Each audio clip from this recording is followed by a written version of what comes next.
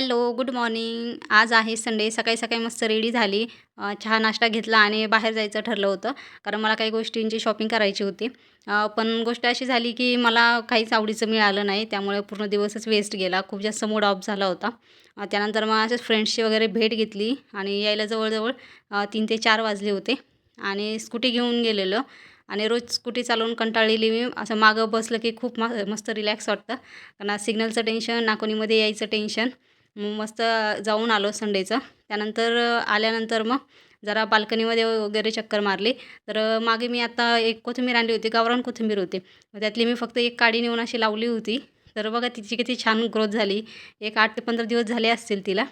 ते बघून एवढं छान वाटलं. आपण लावलेली एखादी गोष्ट अशी वाढली ना, तर खूपच आनंद होतो.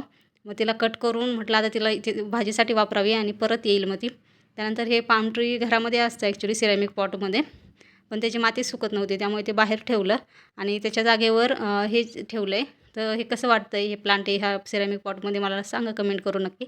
आणि त्यानंतर वड्याची भाजी आणि चपाती असा डिनर केला. कसा वाटला माझा व्हिडिओ?